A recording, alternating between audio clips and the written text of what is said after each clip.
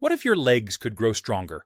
Not at the gym, not through painful workouts, but quietly while you sleep. Just one simple spoon before bed. It may sound too easy, but this method is backed by real science.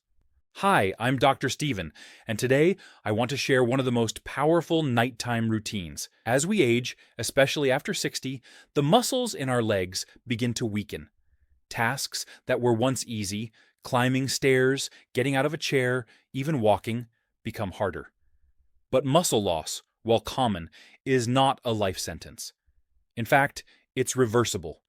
The secret lies in what your body does at night, during deep sleep. That's when your body goes to work, repairing and rebuilding muscle tissue. But without the right nutrients, this healing process slows down. That's where the one-spoon routine comes in. Each night, about 30 minutes before bed, prepare a small glass of warm milk, or any milk alternative you prefer. Stir in half a teaspoon of turmeric, a pinch of cinnamon, and a teaspoon of chia seeds or flaxseed. If you have access to it, you can also add a scoop of slow-digesting protein, like casein.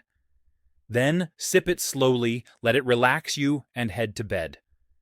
This soothing bedtime blend does more than help you sleep.